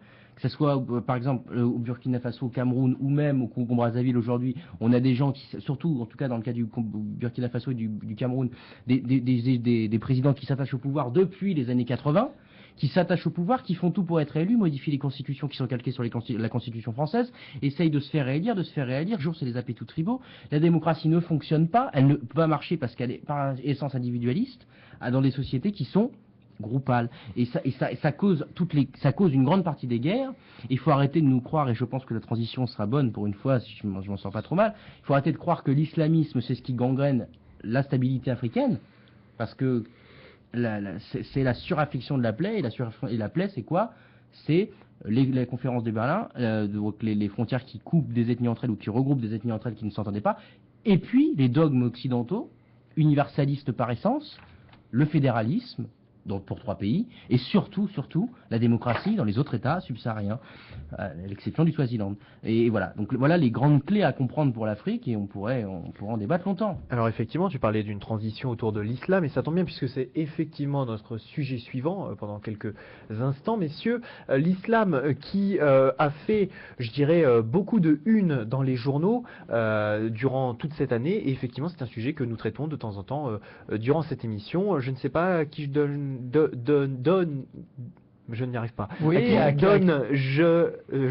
je donne la parole. Donnais-je la parole? Alors, tu la donnes à moi, voilà. Eh bien, je te donne la parole, Hugo. Merci. Non, c'est intéressant. C'est vrai qu'on parle assez peu de l'islam. C'est déjà intéressant d'en parler parce que pensons à nos camarades musulmans en cette période de Ramadan. Déjà. Inch'Allah. Moi, je leur souhaite déjà beaucoup de courage. Mais oui, confiance. Non, oui, t'as raison. Mais oui, il faut du courage. Je pensais beaucoup à l'équipe algérienne qui s'est quand même bien défendue, même en période de Ramadan. Voilà. Juste là, on fait une parenthèse footballistique, mais bien sûr, mais tous les footballeurs algériens ne sont peut-être pas musulmans, justement. C'est Alors, peut-être là qu'il faut tirer.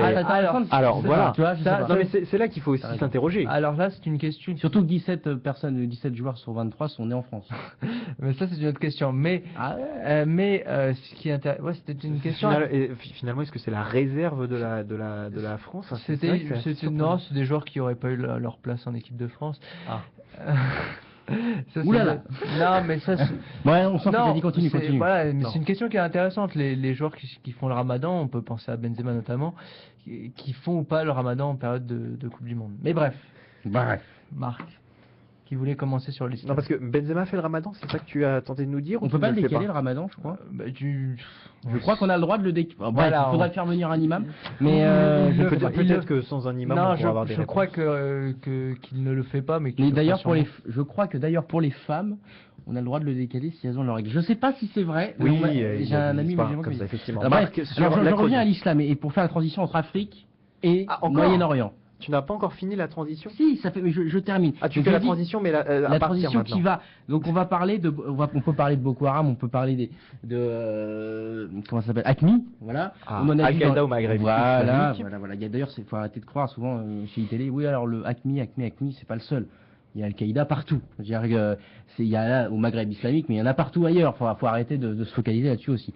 Mais voilà, ce que je voulais dire, c'est que j'ai dit que c'était la suraffection de la plaie, l'islamisme là-bas, pour la simple raison, c'est que en laissant se dégrader la situation démocratique, enfin, en se bornant à la démocratie et en se bornant à cette idée-là, par essence, qui veulent nous dire comme universaliste, on crée des catastrophes, on crée des guerres, depuis 60 au Mali.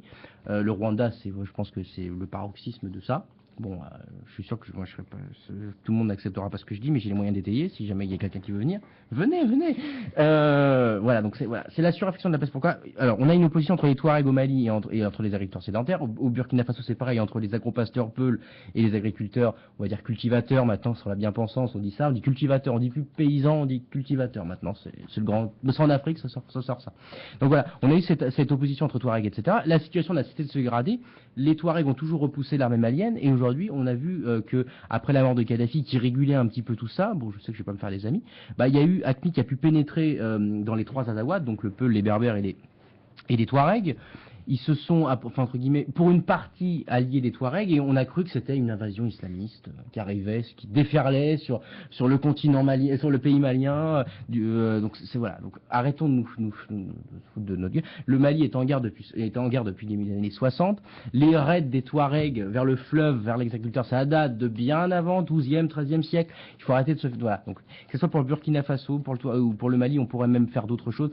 Au départ, c'est l'ethnie. Et après, c'est renforcé par des situations religieuses, c'est renforcé par des idées. L'idée religieuse n'arrive qu'au 15e, 16e siècle en Afrique, principalement. Et aussi, il faut arrêter de se borner à croire que l'islamisme explique tout. C'est un renforcement. Les situations économiques sont importantes, culturelles aussi, et politiques, sont enfin politiques. Mais le tout, c'est la démocratie dans un contexte groupal. Et on fait la transition justement avec le Moyen-Orient, parce qu'aujourd'hui, le Moyen-Orient, ce sont des États faibles dans un monde de minorités, voilà, que ce soit kurdes, sunnites, chiites, les wahhabistes, enfin tu vois, il y a plein de trucs comme ça, comme ça, vous voyez ce que je veux dire, il y a plein de confessions ou de groupes comme ça, il y a de fortes divisions, voilà. Il y a de fortes divisions, donc qu'est-ce que peut faire un État là-dedans? Hugo va nous éclairer sur l'Irak. Mais oui, l'Irak... C'est bien, vous passez la parole, je vais aller boire un café, moi. Vas-y, non. Vas-y, Hugo. Non, mais écoute quand même d'une oreille. Non, l'Irak, c'est intéressant parce que c'était il y a 2 jours, le 1er juillet, on nous a annoncé la création d'un califat. Califat, ça vous fait penser à quoi? Moi, ça me fait penser à Is No Good. Oui, le calife oui, à la place le du calife, calife. oui. Non, parce que sérieusement, dans la culture populaire, quand on parle de calife, voilà, on parle de cette bande dessinée. Et ça s'arrête là. Le calife étant un chef, si je ne m'abuse, non? Le calife, c'est en quelque sorte celui qui poursuit la quête du prophète et qui devient le chef de tous les musulmans du monde. C'est ça, oui. Donc aujourd'hui, c'est le calife Ibrahim qui est en fait Abu Bakr al-Baghdadi. À tes souhaits. C'est assez difficile, mon arabe est très mauvais. Voilà, qui est le nouveau calife et qui est en même temps, en fait, qui était le chef de l'État islamique en Irak et au Levant. C'est un groupe terroriste qui Marc parlait d'Al-Qaïda, qui s'est désolidarisé d'Al-Qaïda. Il était auparavant avec Al-Qaïda, mais Al-Qaïda a préféré supporter d'autres groupes djihadistes. Et donc... Non, excuse-moi, parce que c'est la Coupe du monde des terroristes. D'autres groupes djihadistes, c'est ça qui m'a fait assez rire. Qui sont terroristes de toute façon, Al-Qaïda, ne le cachons pas, est un groupe terroriste. Et donc... Ah bah oui, et donc aujourd'hui on a le IIL, donc État islamique en Irak et au Levant, qui prend le pouvoir dans une assez grande partie de l'Irak et dans une aussi grande partie de la Syrie qui est, on le sait, divisée avec la guerre civile qui oppose les insurgés au régime de Bachar al-Assad. Excuse-moi, j'ai encore pas l'accent. Et qui sont ces rebelles aujourd'hui en Irak? Qui a pris le pouvoir? Donc, outre le calife Ibrahim, qui est le chef des musulmans partout dans le monde, il y a donc des insurgés sunnites. Marc en parlait. Dans le Moyen-Orient, qu'est-ce qu'on a? On a une opposition sur laquelle je reviendrai entre les sunnites et les chiites. On a des membres de tribus. Là, on se rapproche des organisations plus traditionnelles dont parlait Marc, également en Afrique. Même si c'est des organisations quelque peu différentes, on a quand même une structure traditionnelle forte. Et on a enfin des anciens membres de l'armée de Saddam Hussein. Il faut rappeler le terreau sur lequel s'inscrit l'État islamique, c'est son nouveau nom. L'État islamique, voilà, ça vient après quand même près de 10 ans de guerre en Irak. L'armée américaine, l'US Army, elle est arrivée en 2003, peu après les attentats du 11 septembre. On fait tomber Saddam Hussein pour des raisons assez douteuses sur les armes chimiques. Sur ses activités, oui. Sur ses activités. Le mec, sur ses activités, il fait ça de temps en temps. Sur ses activités périscolaires, le mec. C'est ça en sortant. On a, voilà, les accusations portées par les États-Unis étaient la détention d'armes chimiques, qui n'ont pas été avérées finalement. Donc Saddam Hussein destitué. Et en 2011, finalement, après près de 10 ans, donc 8 ans de présence, l'armée américaine se retire. Oui, se retire des territoires en ayant bien profité. Il faut quand même citer notamment David Harvey qui soulignait que les entreprises pétrolières américaines, plutôt états-uniennes, avaient bien profité de la situation, notamment, ça c'est le nouvel impérialisme dont parle David Harvey. Et aujourd'hui, on a un problème de gestion politique du pays. Bon, aujourd'hui, depuis cette intervention, de manière générale, on a une politique, et donc il y a une grande instabilité qui amène la naissance et la domination de ce mouvement-là, qui peut aujourd'hui se justifier, qui peut presque, non pas légitimement, mais qui a la possibilité, qui a l'espace pour annoncer qu'il va désormais créer un califat sur un territoire allant, qui s'étale plus ou moins un peu ou prou autour de la frontière entre la Syrie et l'Irak, donc voilà, entre les deux pays, et deux pays qui sont totalement instables. Il faut rappeler aussi que l'intervention militaire, ça a quand même beaucoup affaibli, outre politiquement, mais aussi d'un point de vue humain, l'Irak. Il y a quand même 140 000 morts depuis ces 11 dernières années. Donc voilà, c'est pas une guerre innocente. Et aujourd'hui, voilà, c'est le Premier ministre s'appelle Nouri al-Maliki, et je sais pas si moi ça m'a marqué. J'ai regardé hier les actualités et il y avait une scène dans le Parlement irakien et c'était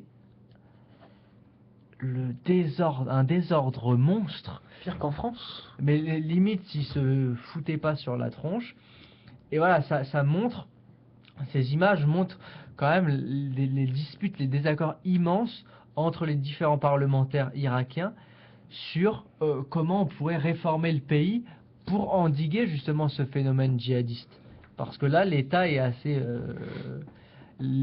face à ses limites, et c'est les limites du Premier ministre, qui a décidé, dans une vision assez autocratique, d'exclure les sunnites. Je le disais tout à l'heure, et Marc l'a souligné avant moi, le Moyen-Orient et le monde arabe, de manière plus générale, est divisé entre sunnites. Le monde musulman, est divisé entre sunnites et chiites. Les sunnites, c'est 90% des musulmans. Les chiites, c'est 10%, je crois. Mais les chiites, ils sont majoritaires en Irak et en Iran. En Irak et en Iran, majoritairement. Et donc aujourd'hui, que fait le groupe l'État islamique? dirigé par qui a lancé son calife, il défend il défend les sunnites en pays chiite.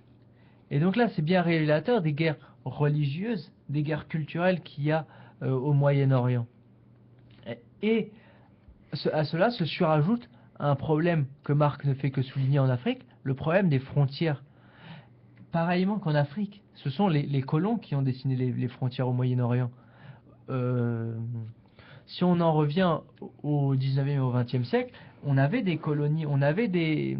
comment qu'on appelait ça Protectorat. Des protectorats, des mandats européens dans le Moyen-Orient.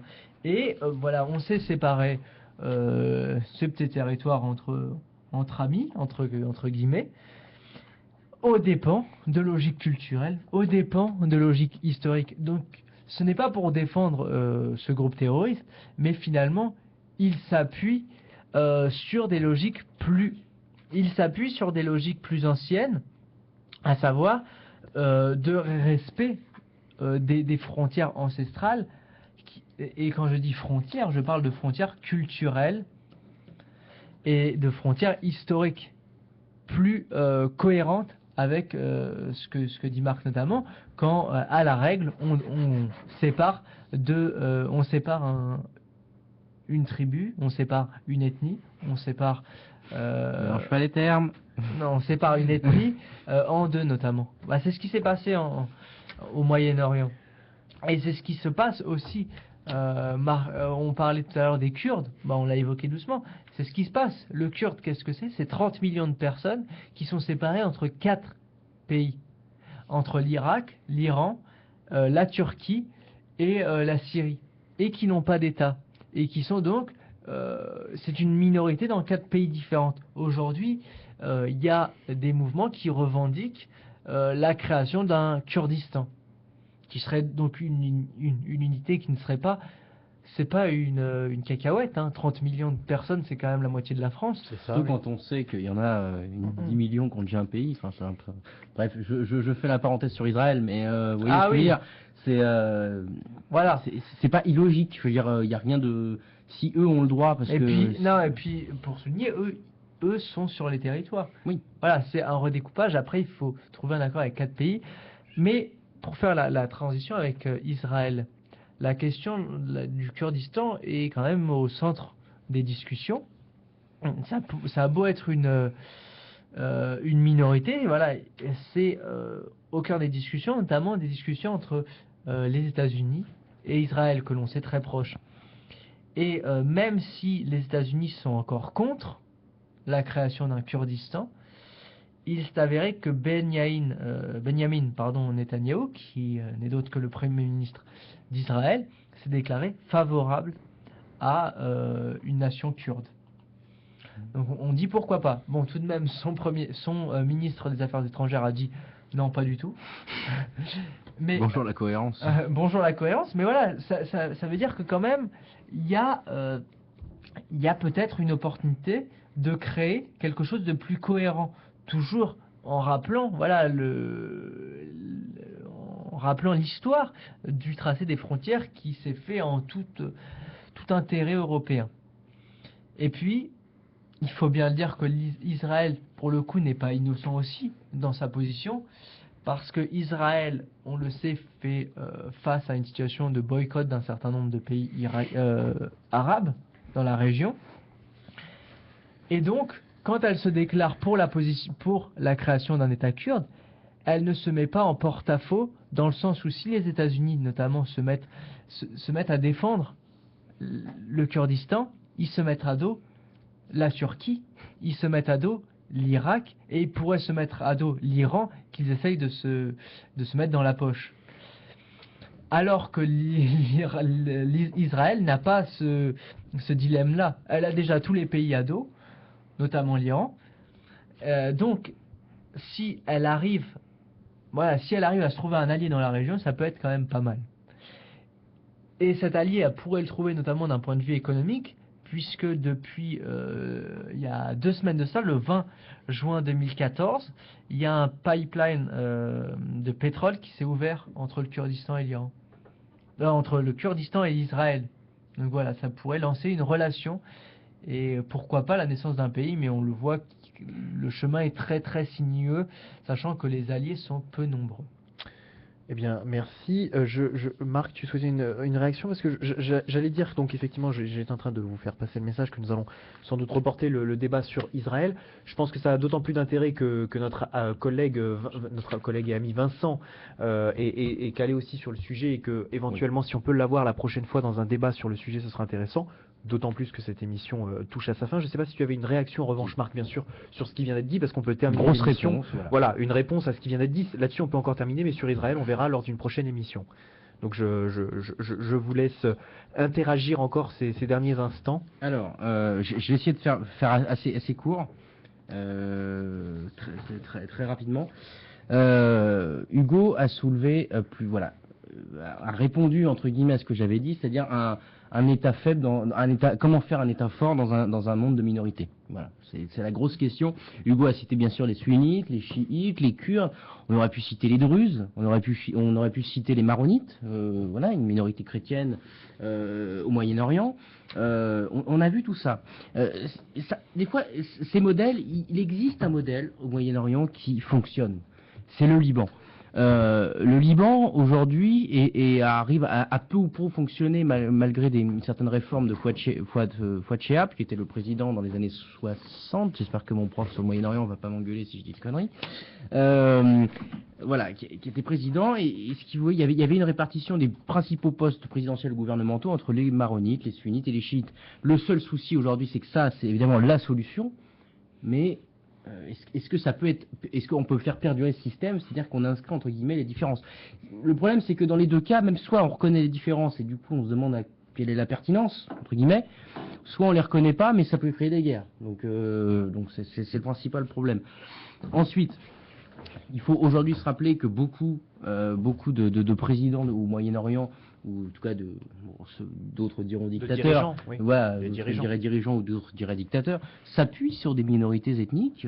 Bachar al-Assad est bien sûr descendant de la minorité ethnique des Assad. Hein, il s'appuie sur cette minorité-là qui traditionnellement a eu une direction importante du pays. Donc il y a quand même ce poids de la tradition qui s'opère là-bas.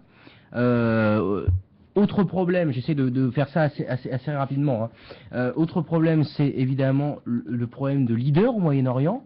Nasser a été un temps le leader, et ça n'a pas fonctionné. Hein, on va dire que l'échec les accords du Caire, en fait, témoignent de cet abandon, de cette fin de Nasser. Ensuite, il y a eu le père Assad. J'ai un doute avec le nom qu'il avait. Hafez el-Assad. Voilà, Hafez el-Assad. Qui aujourd'hui a essayé pendant un temps d'être le dirigeant. Saddam Hussein. Enfin, vous voyez, il y a une espèce de direction moyen-orientale qui a essayé d'être créée, qui n'a jamais fonctionné aussi. Donc il y a cette absence de leadership, je pense, au niveau du Moyen-Orient. En tout cas, aujourd'hui, même si les dirigeants montrent qu'il y a des oppositions, il faut rappeler que pendant la guerre en Irak, Saddam Hussein a voulu faire appel à une minorité ethnique qu'il avait délaissée durant un moment pour rejoindre la défense du pays. Ils n'ont pas accepté pour des raisons diverses, on ne va pas commencer à les développer. Et je résumerai en fait tout ce que je viens de dire très brièvement en citant Fouad Boutros, qui a été, je crois, si je ne me trompe pas, une personnalité politique importante au Moyen-Orient. Je ne sais plus exactement dans quel pays. Je crois que c'était au Liban, parce que je crois qu'il est sous Fouad Chehab peut-être, ou quelque chose comme ça. Il a été en effet vice-premier ministre du Liban. Voilà, c'est ça. Ministre de la Justice, ministre des Affaires étrangères, ministre du Tourisme. Il est bien. Il est très bien. Il a fait pas mal de postes. Donc je résumerai son idée principale. Il disait, ici c'est le tiers-monde, et dans le tiers-monde c'est le politique qui commande l'économique. Qui résume assez bien la situation. Et peut-être qu'avec les printemps arabes, même si j'en ai dit beaucoup de mal en disant que c'était un échec total, pour les raisons. Peut-être qu'aujourd'hui on essaye de renverser la tension, peut-être qu'il y a un réveil de la société civile, mais ce qui ne veut pas dire que les clivages ethno-confessionnels vont disparaître. C'est pas du tout ça que je veux dire. Mais en tout cas, c'est ce problème. Et Hugo a bien dit le principal problème, c'est-à-dire les frontières. Les frontières, je rappelle aujourd'hui que ceux qui défendent le califat, enfin cette mouvance qui se développe là, ont fait une vidéo dont on a parlé avec Hugo, il y a une vidéo qui s'appelle The End of the Sykes-Picot, un truc comme ça. Et les Sykes-Picot, faut se rappeler, ce sont les accords Sykes-Picot qui datent du début du XXe siècle, 1917 si je me trompe pas, il faudrait quand même regarder. Accords Sykes-Picot, je crois que c'est ça.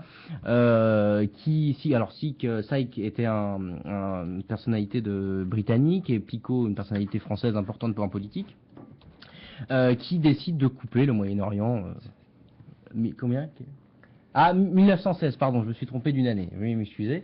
En tout cas, qui décide de couper le Moyen-Orient et qui regroupe et qui différencie les ethnies, peu ou prou, dans cette chose-là. Et il faut bien se rappeler une chose, c'est que si Israël, et là on pourra ouvrir pour la prochaine émission peut-être, si aujourd'hui Israël on dit que c'est la seule démocratie au Moyen-Orient, ce qui est la plus grosse des conneries, mais Israël ne fait pas, entre guillemets, ne fait pas forcément mieux que le Moyen-Orient, qui pourtant Israël déclare que le Moyen-Orient est son ennemi principal avec tous les opposants qu'on lui connaît, tout simplement parce que aujourd'hui le gouvernement israélien est totalement entre guillemets extrémiste, quoi. Enfin, il y a aussi beaucoup de choses qui expliquent ça. Je veux dire, le mimétisme conflictuel, évidemment, mais et le fait qu'il y ait eu la guerre du Liban, les guerres du Liban de 75 à 90, la guerre du Liban, Israël est intervenu en fait quand les camps palestiniens Israël a délogé des Palestiniens. Les Palestiniens, avec les accords du Caire en 69, ont été autorisés, ont été autorisés à retourner, à aller dans le sud Liban, une espèce de territoire du sud Liban, qui a pu permettre aux Palestiniens d'être là. Et ben Israël, arrivé à partir des années, je me trompe pas, des années 80. A décidé en 82 je crois, a décidé d'attaquer le sud Liban pourquoi ? Parce que le Liban c'est l'inverse d'Israël. C'est le multiconfessionnalisme, c'est la répartition ethnique des postes, etc. Ce que ne fait pas du tout Israël. Donc voilà, en tout cas on pourrait ouvrir sur Israël, on le fera peut-être la semaine prochaine si Vincent est là. Mais vous voyez, enfin le Moyen-Orient n'est pas forcément très facile. Je crois que j'ai répondu assez largement. Oui. Et voilà. Juste rappeler quand même pourquoi on parle de Vincent. Je crois qu'on ne l'a pas dit. Vincent a travaillé dans le cadre de son mémoire sur le rôle de la religion dans la politique en Israël. Donc c'est pour ça qu'on aimerait faire appel à lui. Il n'était pas disponible ce soir, peut-être qu'il le sera plus tard. Ce serait vraiment intéressant d'avoir son avis en tant que quasi expert, puisque il a fait un travail assez important là-dessus. Connaître en profondeur le poids de la religion dans la création et aujourd'hui dans la réalité de la politique israélienne. Et juste pour oublier, pour les vagues, si jamais on ne fait pas l'émission, je ne sais pas ce qu'on fera, juste, faut pas oublier qu'au Moyen-Orient, il y a des lectures du Coran. C'est logique en même temps. Il y a plusieurs visions qui s'opèrent, et l'islam des Lumières du XVIIIe siècle, qui était très ouvert, entre guillemets, a été, je pense, aujourd'hui l'islam a été capté par par les Wahhabites, donc l'Arabie Saoudite, qui accuse un espace de leadership avec justement je termine tout de suite, on pourra en parler, mais avec le pétrole. Ces pétrodollars, ces rentes pétrolières, les pays, on donne de l'argent avec le pétrole et puis avec les accords, etc. Ce qui fait qu'il y a un renforcement du wahhabisme dans l'islam totalement, et ce qui explique aujourd'hui ce qu'on peut observer, ce qui n'est pas vraiment le cas du durcissement de l'islam et du djihadisme, du terrorisme. Il y a des liens connexes. Hugo, pour le mot de la fin. Oui, juste pour apporter une précision sur le califat dont je parlais tout à l'heure, et Marc me permet de me rappeler de deux choses. Déjà, le rôle de l'Arabie Saoudite. Quand je parlais du califat, je n'ai pas parlé des critiques. Faut pas croire que le califat, tout le monde est d'accord avec. Déjà, les responsables, à la fois irakiens et syriens, les responsables politiques, sont contre, ils vont lutter contre, mais aussi notamment au sein même d'Al-Qaïda. La branche syrienne officielle d'Al-Qaïda qui s'appelle Al-Nosra, elle lutte contre ce califat parce qu'il y a des conflits géopolitiques, il y a des conflits internes dans le terrorisme. Faut pas penser le terrorisme, le djihadisme comme des mouvements uniformes, unilatéraux. Il n'y a pas un seul sens, il n'y a pas une seule politique. Il y a des conflits, il y a des jeux d'acteurs aussi à ce niveau-là.